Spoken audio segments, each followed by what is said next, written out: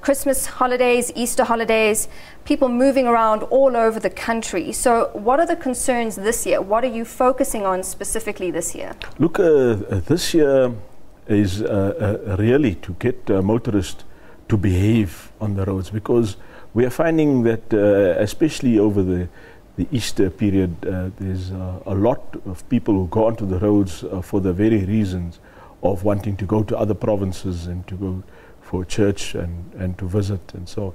And so we find lots of motorists on the roads having to travel over a very short period of time.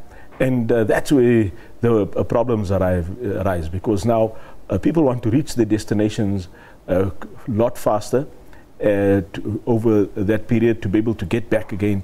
And people are speeding, people become reckless on the roads, people disregard the regulations, such as the solid white line, which is there for a very good purpose.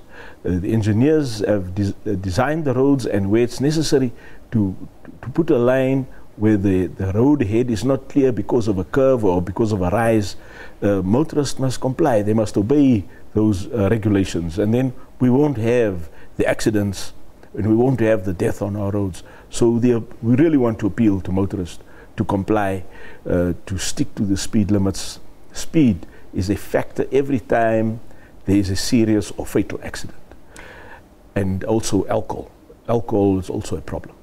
But how can you enforce people's compliance? Because things like government will, government intervention, more police on the roads, bigger police presence, all those little things do make a difference. And we want to see road safety changed on our roads on a daily basis, not just only over these peak periods. So how can you enforce that compliance? Look, there's no doubt that there will be officers deployed over this period to be visible over especially at night and in the early hours, also to have speed operations to monitor cars, to see that they don't exceed the speed limit, and then to have roadblocks.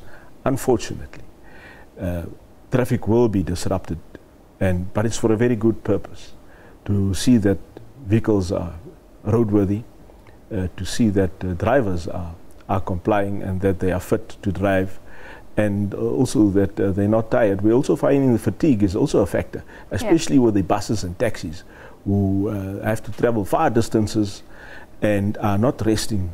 They don't take that 2-hour break, which is important to prevent fatigue and to prevent them falling asleep or getting tired behind the wheel. So we want to appeal to motorists to obey the traffic regulations and not to speed, because speed is definitely a factor. And driving recklessly, overtaking when it's not safe to do so.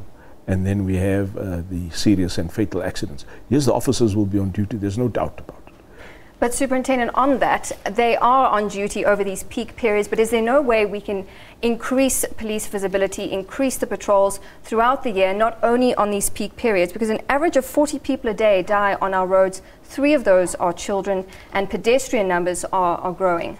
Oh, absolutely. That is why we were also appealing to pedestrians not to drink and walk. We're finding a lot of people going out, especially over the Easter weekend, to have a drink late at night and then go back home or to their places of abode, having to cross busy roads, and that's when they get killed. So people who walk on the roads is also a problem, and motorists must also look out for the pedestrians, because when a pedestrian gets bumped or killed, it's the driver of the car that gets charged.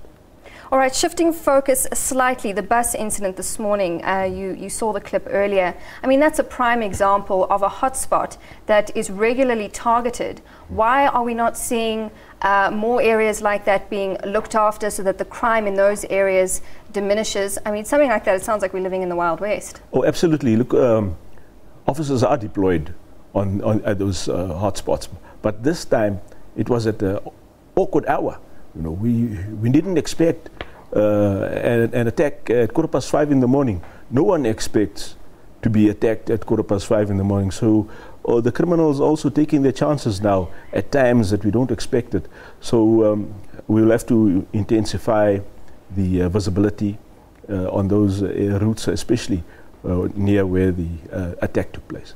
All right, we've run out of time. We'll have to leave it there. Thank you very much for your time. That's Police Chief Superintendent Wayne Minnaar with me now in studio. But do stay with us. We will take a short break. When we come back, sports news.